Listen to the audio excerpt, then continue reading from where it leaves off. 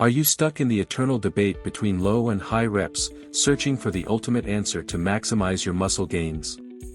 Prepare to embark on a journey into the depths of resistance training as we unravel the mysteries behind these two contrasting methodologies.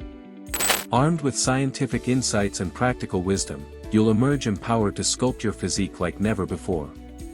Let's dive into the fascinating world of low reps versus high reps. Today, we embark on a quest to demystify this age-old debate and shed light on the underlying mechanisms that drive muscle growth.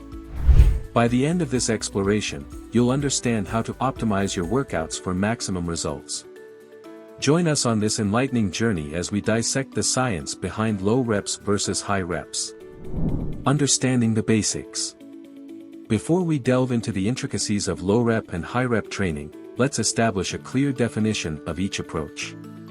Low repetition training involves lifting heavier weights for fewer repetitions, typically 1 to 6 reps per set.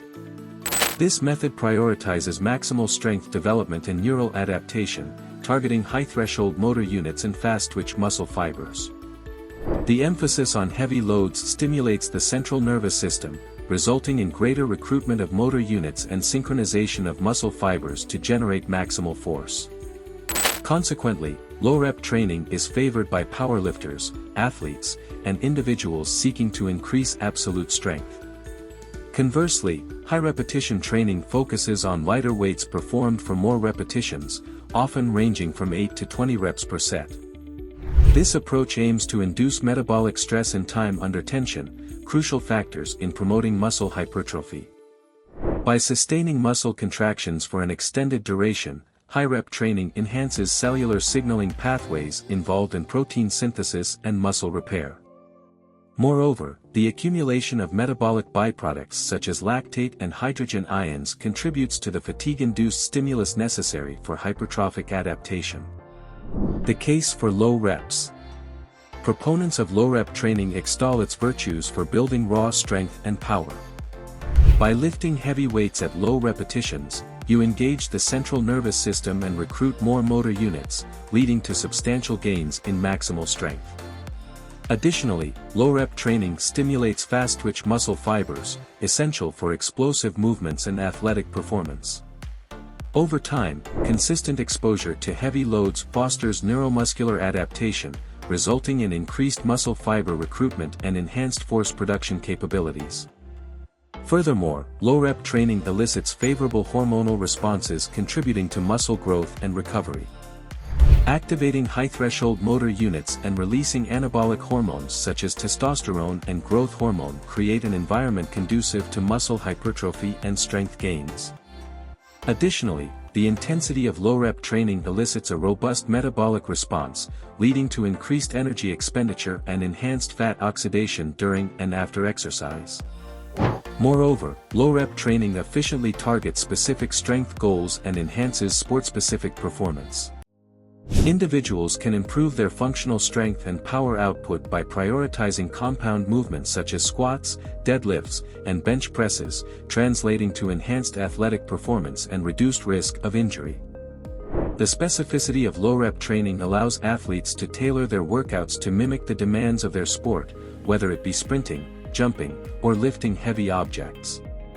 The case for high reps. In contrast, advocates of high-rep training champion its ability to induce muscle hypertrophy and enhance muscular endurance.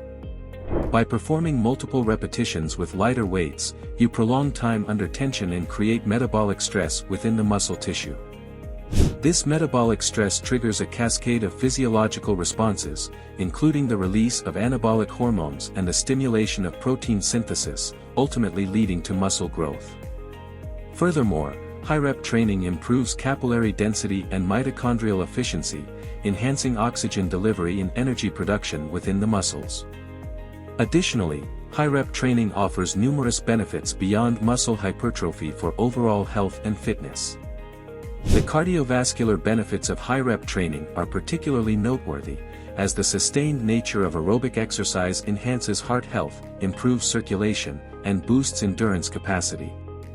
Moreover, the repetitive nature of high-rep training promotes motor learning and coordination, leading to excellent movement proficiency and skill acquisition.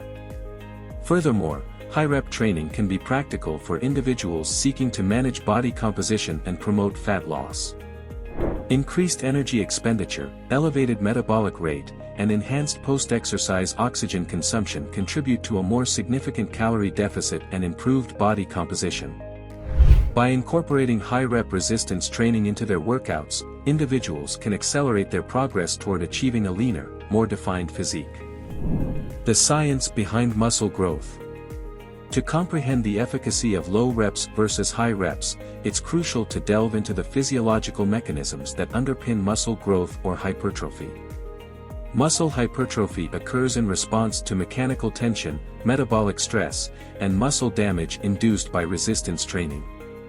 Low and high-rep training modalities can elicit hypertrophic adaptations, albeit through distinct pathways. Low-rep training primarily stimulates hypertrophy through mechanical tension, the force exerted on the muscles during resistance exercises. Lifting heavy weights creates substantial tension in the muscle fibers, triggering molecular signaling pathways associated with muscle growth. This tension-induced hypertrophy predominantly affects fast-twitch muscle fibers, increasing muscle size and strength. Conversely, high-rep training induces hypertrophy through metabolic stress, which occurs when the muscles undergo prolonged tension and metabolite accumulation periods. By performing multiple repetitions with lighter weights, you increase intramuscular lactate levels and disrupt cellular homeostasis, prompting an adaptive response from the body. This metabolic stress-driven hypertrophy primarily affects slow-twitch muscle fibers and contributes to muscular endurance and fatigue resistance. The role of progressive overload. Regardless of whether you favor low reps or high reps, the principle of progressive overload remains paramount in stimulating muscle growth.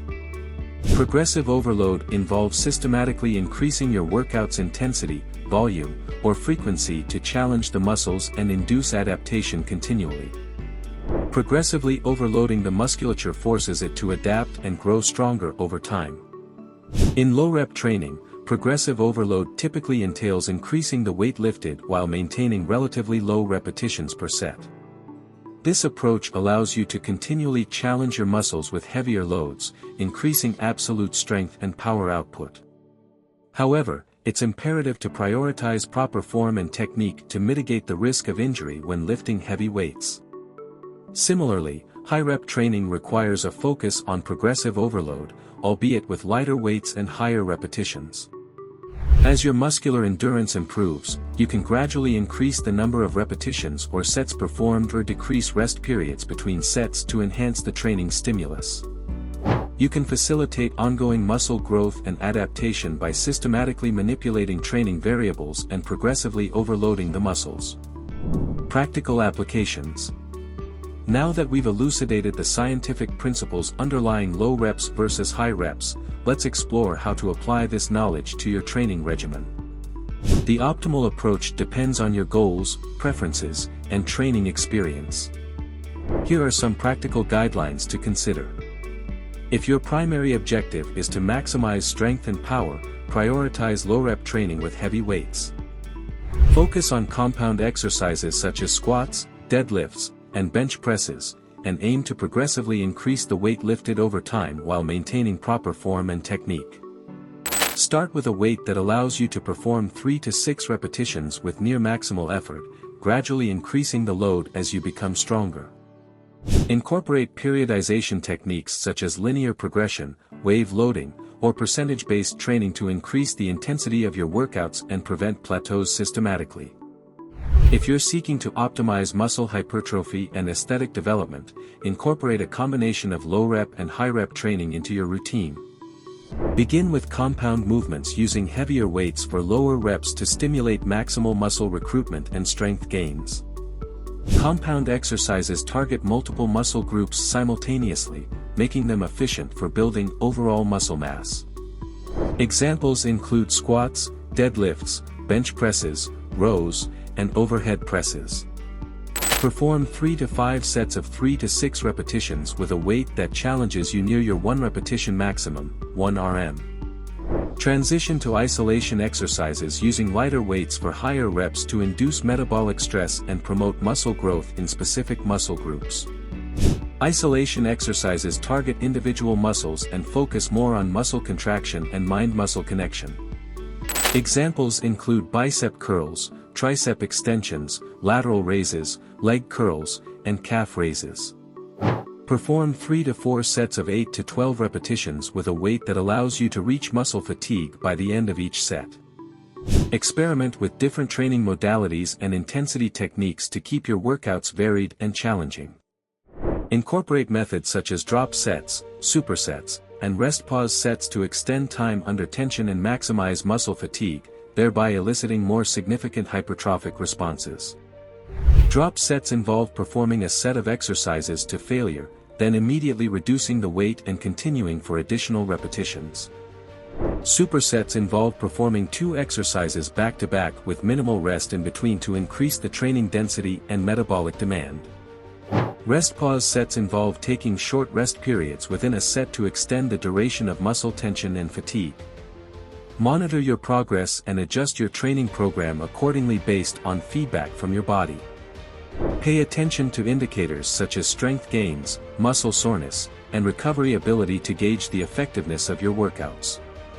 Keep a training log to track your exercises, sets, reps, and weights, allowing you to identify trends and make informed adjustments over time. Listen to your body and prioritize adequate rest and recovery to prevent overtraining and optimize muscle growth. The debate between low reps and high reps is not a matter of one size fits all but rather a nuanced consideration of individual goals and training preferences. Both approaches offer distinct advantages and can be effective for achieving various fitness objectives. By understanding the scientific principles of muscle growth, progressive overload, and individual variability, you can tailor your training program to align with your specific goals and aspirations. Consistency, dedication, and proper technique are the cornerstone of success in any fitness endeavor. Whether you gravitate towards heavy lifting or prefer higher repetitions, embrace the journey and strive for continual progress. Your pursuit of greatness starts now.